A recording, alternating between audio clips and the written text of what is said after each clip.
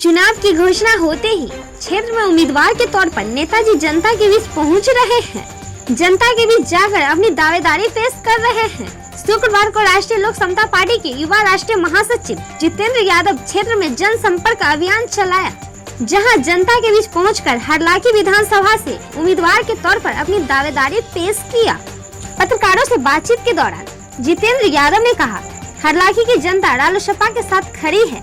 यहाँ की जनता रालोसपा प्रमुख उपेंद्र कुशवाहा में विश्वास रखती है, जिसको लेकर पूर्व में भी दो बार रालोसपा का विधायक यहाँ की जनता ने चुनकर भेजा है। इसीलिए इस बार भी रालोसपा प्रचंड बहुमत से जीत दर्ज करेगी। जिंदाबाद जिंदाबाद जिंदाबाद जिंदाबाद जिंदाबाद। देखिए, रालोसपा जैसे सभी पार्टियां अपनी जो है तैयारी में लगे हैं, जनसंपर्क में लगे हैं, उसी तरीके रालोसपा भी बिहार में मजबूत है और हम लोग तैयारी में लगे हैं।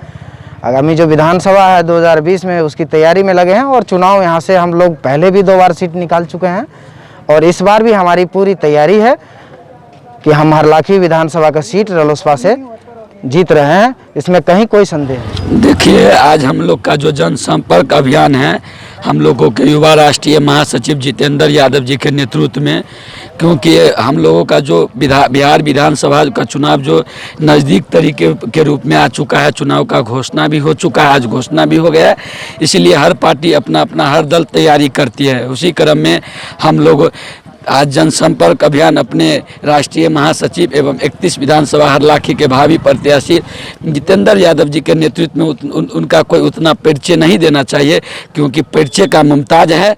हरलाखी विधानसभा के अंतर्गत कई जगह टूर्नामेंट की ज़रूरत होती है, जैसे उमगांव में हर बार टूर्नामेंट होता है, उसी में सबसे किसी का ज़्यादा सहयोग होता है तो उनका नाम होता है जितेंद्र यादव जी का सहयोग होता है।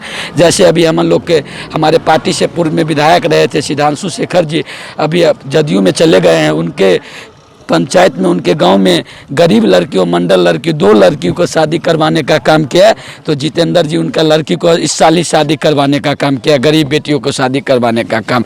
ऐसे शादियों कम से कम 17 गरीब बेटियों का जितेंद्र जी शादी करवा चुके हैं। माता मंदिर चाहे पिपरौन में हो, चाहे दिल्ली में जो ये हम लोगों का कोरोना महामारी आई थी, उसमें जो हमारे प्रवासी मजदूर फंस चुके थे, उनको दिल्ली हो, चाहे बम्बे हो, चाहे गुजरात हो, चाहे अहमदाबाद हो, चाहे दिल्ली हो, हर स्टेट में हमारे नेता, हम लोग फ़ोन करते थे, कार्यकर्ता का फ़ोन आता था तो हम लोग फ़ोन करते थे, भैया कार्यकर्ता फंसा हुआ है, तो हमारे नेता कार्यकर्ता को अपने बॉस से अपने अकाउंट पे, उनके अकाउंट पे पैसा भेजने का काम किया। उसमें हमारे नेता को 10 लाख रुपया खर्चा है। यहाँ का जो जनप्रतिनिधि था, उनको हम एक दिन फ़ोन लगाए सिद्धांशु शेखर जी को कि भाई उनको हम अपने पार्टी में भी था, फ़ोन लगाए, वो मेरा फ़ोन काट दिया। इसीलिए हम लोग एकजुट होकर और हम लोग जो सरकार बनाने का काम करेंगे, युवाओं को इस हरलाखी विधानसभा में बैठाने का काम करेंगे। क्योंकि आपको पता होगा, हम लोग कभी साहर घाट से उमगांव जाने के लिए जो जाते हैं तो हम लोग को हल्का भी पानी हो जाता है तो सोचने पड़ता है, क्योंकि उसमें जो पानी आज़ादी के 70 साल बाद वही का वही नतीजा है।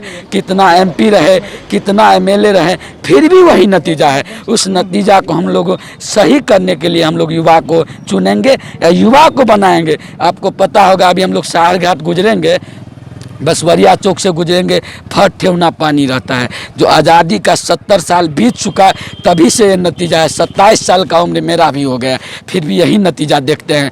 जैसे हम मुखिया पट्टी से होके जाते हैं गंगौर, उमगांव, अभी भी उमगांव जाने वाला रोड नहीं होगा। आपको मोटरसाइकिल से भी उमगांव नहीं जा पाइएगा, पैदल नहीं उमगांव जा पाइएगा।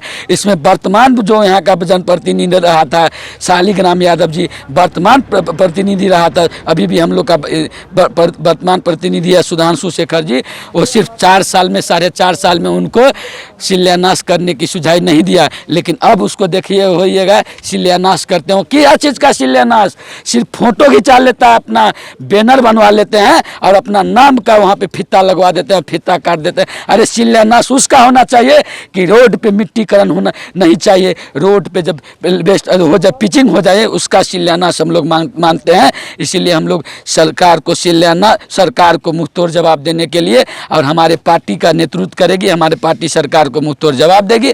और हम लोग का जो पार्टी का जो शिक्षा व्यवस्था है, हम लोग का शिक्षा व्यवस्था है, क्योंकि हमारे पार्टी का 3 मुद्दा है, दवाई, कमाई और पढ़ाई। हम लोग को 3 चीज़ का ज़रूरत होता है। जैसे हम लोग का एगो रोजगार का ज़रूरत होता है, और हम लोग को हॉस्पिटल स्वास्थ्य का ज़रूरत होता है, और हम लोगों को शिक्षा की ज़रूरत होता है। तो हमारे सरकार शिक्षा की प्रति आवाज़ उठाती है उपेंद्र कुशवाहा जी।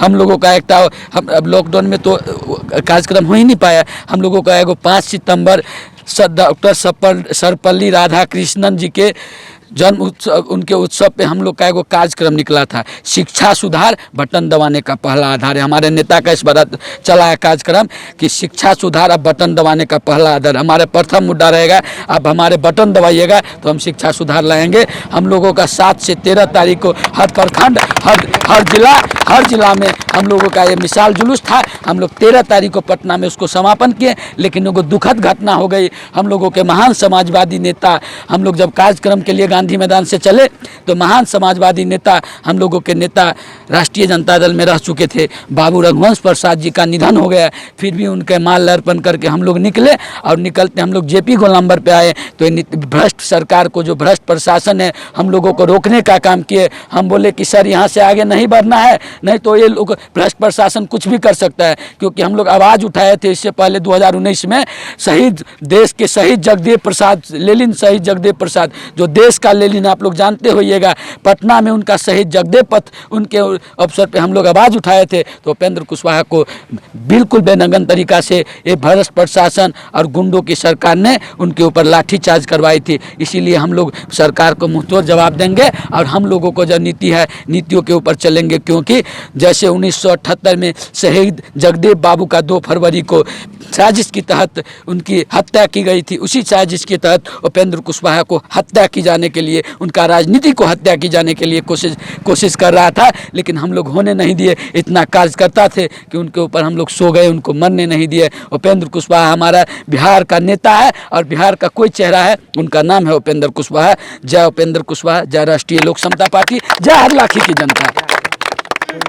कोरोना वायरस के समय आपको बैक्टीरिया से बचाने के लिए लाया है go green N95 mask. Distributorship के लिए संपर्क करें।